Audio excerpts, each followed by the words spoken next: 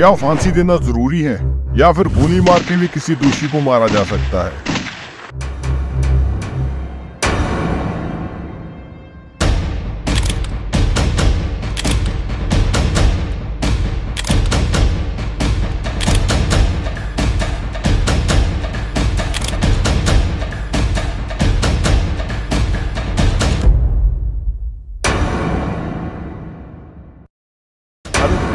अलग अलग तरह से दोषी को मौत की सजा दी जाती है, क्योंकि मौत तो मौत है, चाहे वो गोली मार कर दी जाए, फांसी पर लटका कर दी जाए। लेकिन कई देशों में दोषी को रस्सी से लटका कर मारने को अमानवीय कहा गया है। ये क्यों कहा गया है? क्योंकि दोषी ने भी किसी न किसी को इस तरीके से मारा होता है कि वो अमानवीय हो जाता है, जिस वजह से उसको फांसी की सजा दी जाती है। मगर फिर ऐसे दोषी के लिए फांसी की सजा अमानवीय कैसे हो सकती है? आइए इन सारी बातों की चर्चा करते हैं इस वीडियो में और बताते हैं कि फांसी देने से पहले का माहौल क्या होता है जेल में, और दोषी का क्या हाल होता है मौत से कुछ घंटे पहले। रस्सी से लटकने के बाद उसकी मौत कैसे हो जाती है? असल में मौत की सजा मिलने के बाद दोषी के पास एक रास्ता और होता है जिससे वो मौत से बच सके। वो होता है राष्ट्रपति। अगर राष्ट्रपति ये बोल देता है कि इसको मौत की सजा ना दी जाए तो वो बच सकता है, लेकिन अगर ऐसा नहीं होता तो उसकी मौत की सजा तय होती है। जब बचने के सारे रास्ते बंद हो जाते हैं तो क्रिया शुरू होती है फांसी की। जेल प्रशासन के कहने पर संबंधित अदालत डेथ वारंट जारी करते हैं, जिसको ब्लैक वारंट भी कहा जाता है, और इसी डेथ वारंट पर लिखा होता है कि कैदी को किस समय, कहां पर और कब फांसी दी जाएगी। इसके बाद जो पैरेलल काम चल रहे होते हैं वो होते हैं फांसी की रस्सी का ऑर्डर देना। दोषी को फांसी पर लटकाने के लिए एक खास रस्सी होती है, क्योंकि ये कोई आम रस्सी नहीं होती। ऐसा नहीं होता कि कहीं से भी रस्सी लाकर उससे लटका दिया जाए दोषी को। अगर इंडिया की बात करें तो ये फांसी की रस्सी बिहार के बक्सर जेल में ही बनाई जाती है, और बक्सर जेल से रस्सी तैयार होने के बाद वहां पर लाई जाती है जहां पर दोषी को फांसी पर चढ़ाना होता है। और उसी जेल में कैदी की वेट और हाइट के अकॉर्डिंग एक सैंडबैग तैयार किया जाता है। आखिरी बार फांसी देने से पहले कैदी को बार बार लटकाकर उसका ट्रायल लिया जाता है। ऐसा भी कई बार हो चुका है कि ट्रायल के दौरान ही रस्सी टूट गई हो। अफजल गुरु की फांसी के दौरान जब रस्सी से ट्रायल किया जा रहा था तो 2 बार रस्सी टूट गई थी, और ऐसे ही ट्रायल देने के बाद फाइनल फांसी कैसे दी जाएगी उसकी तैयारी हो जाती है। कैदी को भी सामान्य बैरक से निकालकर डेथ सेल में भेज दिया जाता है। वहां पर दोषी को 24 घंटे में आधा घंटा बाहर निकलने की अनुमति होती है। उसके अलावा उसने सारा टाइम अपना डेथ बैरक के अंदर ही गुजारना होता है, और मरने से पहले एक कमरे में बंद हो जाना, और वहां पर दिमाग में क्या क्या आता होगा ये आप खुद ही सोच सकते हैं। और इसमें एक बात और होती है, अगर कैदी अपनी वसीयत किसी के नाम लिखवाना चाहता है तो बैरक के अंदर ही मैजिस्ट्रेट को बुलाया जाता है, और इस आखिरी समय में अगर कैदी किसी को मिलना चाहता है उसकी ये इच्छा भी पूरी की जाती है। जैसे आपने फिल्मों में देखा ही होगा कि आखिरी इच्छा क्या होती है। आखिरी इच्छा पूरी करने के लिए ये मांग भी पूरी कर दी जाती है। और जिस दिन कैदी को फांसी देनी होती है, जेल का और कामकाज ठप कर दिया जाता है और सारा ध्यान इधर लगा होता है ताकि इस काम को पूरा किया जा सके। और यही एक कारण है कि जब फांसी दी जाती है वो दिन चढ़ने से पहले दी जाती है, और इसलिए सुबह 4 बजे ही उसको फांसी पर लटका दिया जाता है ताकि जेल का और काम प्रभावित ना हो सके। और जिसको फांसी होनी होती है उसको तो क्या नींद आनी, वो तो सारी रात जागता ही रहता है। और सुबह 4 बजे उसको नहाने के लिए कहा जाता है और उसको नए वस्त्र दिए जाते हैं, जो पहनने के बाद उसको फांसी पर चढ़ाया जाता है। और ये नए कपड़े पहनने के बाद उसको खाने के लिए कुछ नहीं दिया जाता, बस चाय पूछी जाती है। फांसी का जो टाइम तय किया होता है उसके अकॉर्डिंग कैदी का मुंह ढककर उसको डेथ सेल से निकाला जाता है। और इस समय कई बार कैदी इतना डर जाते हैं कि उनसे चला भी नहीं जाता। इसके बाद पुलिस वाले उनको उठाकर लेकर जाते हैं जहां पर उसको फांसी पर लटकाया जाना होता है, और उसी स्थान पर एसडीएम, जेलर, डिप्टी सुपरिटेंडेंट होते हैं, और वहां पर 10 सिपाही और 2 हेड कांस्टेबल भी होते हैं। और वहां पर जल्लाद कैदी के हाथ पैर बांध देता है और मुंह पर काले रंग का कपड़ा पहना देता है। और ये सारा कुछ होने के बाद जो रस्सी होती है वो कैदी के गले में डाल दी जाती है। सारा कुछ तैयार होता है और तय किए हुए समय की वेट की जाती है। जैसे ही वो टाइम आता है उसी टाइम जेलर रुमाल फेंकता है और जल्लाद लीवर खींच देता है। और लीवर खींचने के बाद जिस जगह पर कैदी खड़ा होता है उसके पाँव के नीचे जो लकड़ी के पीस होते हैं वो खिसक जाते हैं और कैदी झूलने लगता है। और उसके बाद जो कुछ होता है उसको ही अमानवीय कहा गया है। और फिर उस कैदी की मौत कैसे होती है? गर्दन में 7 सर्वाइकल वर्टिब्रे पाए जाते हैं और इसके जो सबसे ऊपर वाला वर्टिब्रे होता है वो होता है एटलस, जो गर्दन को सिर के साथ जोड़ता है। जब लीवर खींचने के बाद कैदी का शरीर झूलने लगता है हवा में, तो सांस घुटने लगती है और असह्य दर्द होना शुरू हो जाता है। और गर्दन रस्सी के बीच फंसी होने के कारण शरीर का सारा भार जो होता है वो गर्दन पर आ जाता है। और जब ऐसा होता है तो गर्दन की हड्डियों पर बहुत ज्यादा जोर पड़ता है और जैसे ही कैदी जोर जोर से हिलता है उसका जो एटलस वर्टेब्रा होता है वो टूट जाता है। और ये कब टूटता है ये निर्भर करता है कि कैदी की हड्डियां कितनी मजबूत है और मांसपेशियां कितनी स्ट्रॉन्ग है और उसकी गर्दन बॉडी के वेट को कितना टाइम सहार सकती है। विशेषज्ञों की माने तो उनका कहना है कि इसमें कम से कम 1 से 1.5 मिनट लग सकता है। और इस टाइम कैदी को बहुत असहनीय दर्द होता है, जिसके बाद उसका एटलस टूटने के बाद जो ऑक्सीजन ब्रेन को जाती है वो जाना बंद हो जाती है। ऐसा होने से कैदी बेहोश हो जाता है और ये भी सुनिश्चित किया जाता है कि झूलने के बाद कैदी की जल्द से जल्द मौत हो जाए, कि उसको कम से कम दर्द झेलना पड़े। और इसीलिए उस रस्सी को विशेष तरह की गांठ लगाई जाती है।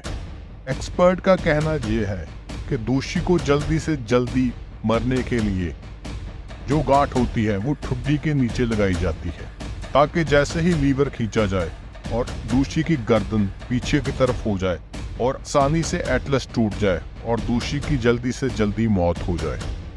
लेकिन ये सारा कुछ जितना सुनने में आसान लग रहा है इतना होता नहीं, क्योंकि रस्सी के इधर उधर होने की भी आशंका होती है और इसीलिए बाएं कान के नीचे भी गांठ लगाई जाती है।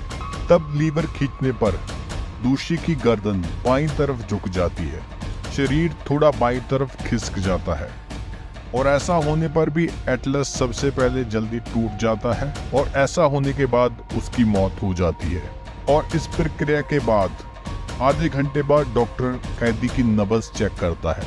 उसके बाद जब डॉक्टर उसकी नब्ज चेक करता है तो वो मृतक घोषित कर देता है और जब पता चलता है कि दोषी की मृत्यु हो गई है तो उसको फंदे से उतार लिया जाता है। और यही प्रक्रिया होती है शुरू से लेकर एंड तक, जैसे दोषी को फांसी पर चढ़ाया जाता है और उसकी मौत हो जाती है।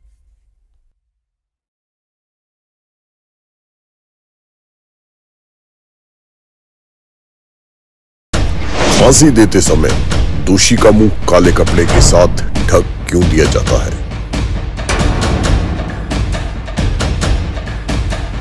क्या वजह है, आज जानेंगे हम इस वीडियो में।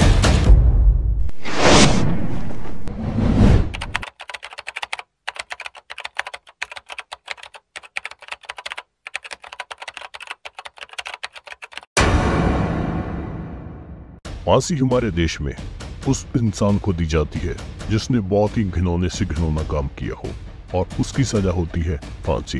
एक रस्सी के साथ किसी दोषी को लटका कर मार दे, ये कितनी छोटी सी बात लगती है, मगर जितनी ये सुनने में छोटी बात लगती है उतना आसान किसी को फांसी देना नहीं होता। फांसी देने की प्रक्रिया भी बहुत कठिन होती है, जो कि फांसी से कुछ दिन पहले स्टार्ट हो जाती है। बहुत सारी बातें हम पिछली वीडियो में बता चुके हैं फांसी के बारे में, कि कैसे किसी को फांसी दी जाती है और सारी प्रक्रिया क्या होती है। लेकिन आज हम बात करने जा रहे हैं उस टॉपिक के बारे में जिसके बारे में कभी आपने सोचा होगा कि जब किसी को फांसी दी जाती है तो उसका मुंह काले कपड़े के साथ ढक क्यों दिया जाता है। जैसे आपको बताया जा चुका है कि फांसी देने से पहले एक स्पेशल रस्सी बनाई जाती है जिसके साथ किसी दोषी को फांसी दी जाती है। ये रस्सी कोई आम रस्सी नहीं होती है, इसको बक्सर जेल बिहार में बनाया जाता है और ये सारी रस्सी उसी जेल में बनाई जाती है क्योंकि वहाँ के मौसम के अनुसार वहाँ पे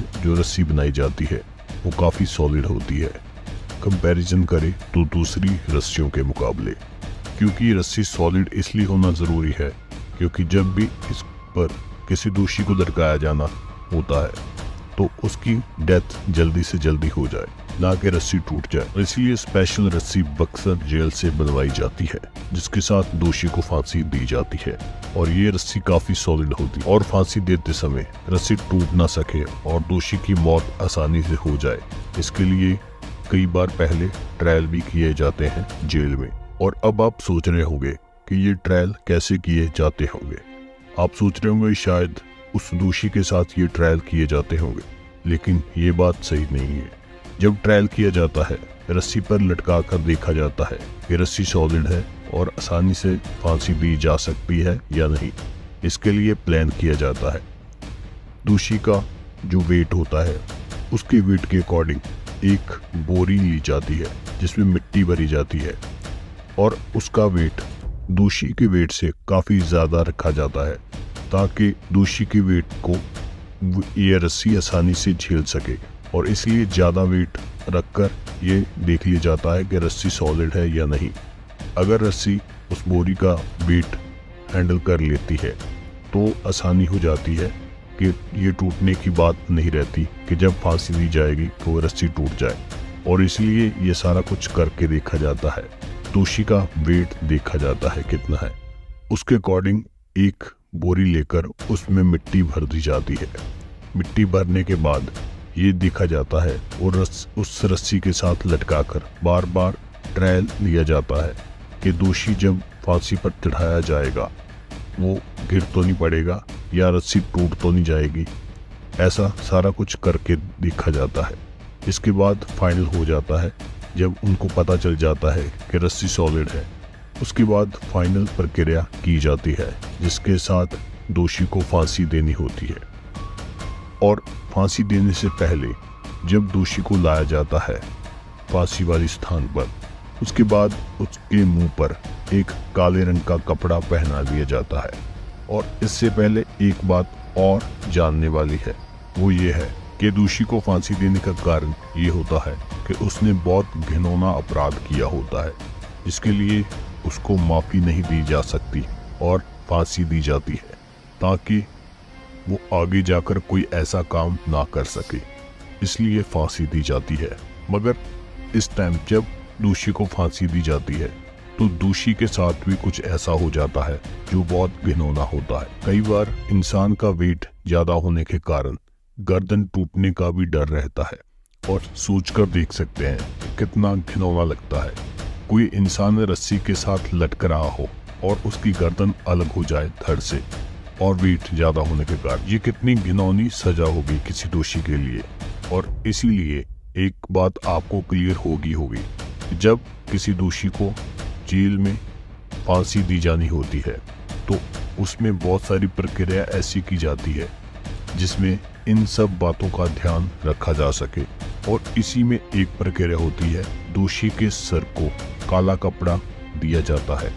दोषी का जो सिर होता है उसको एक काले कपड़े के साथ ढक दिया जाता है जिसके साथ उसको दिख नहीं रहा होता कि बाहर क्या कुछ हो रहा है और बाहर वाले लोगों को भी दिख नहीं रहा कि उसके एक्सप्रेशन कैसे हो रहे हैं। मान लीजिए किसी दोषी को फांसी पर चढ़ा दिया जाता है, उसके गले में रस्सी डालकर लीवर खींचने के बाद जब उसकी बॉडी रस्सी के साथ लटक रही होती है, कई बार वेट ज़्यादा होने के कारण गर्दन टूट सकती है, इसका डर होता है।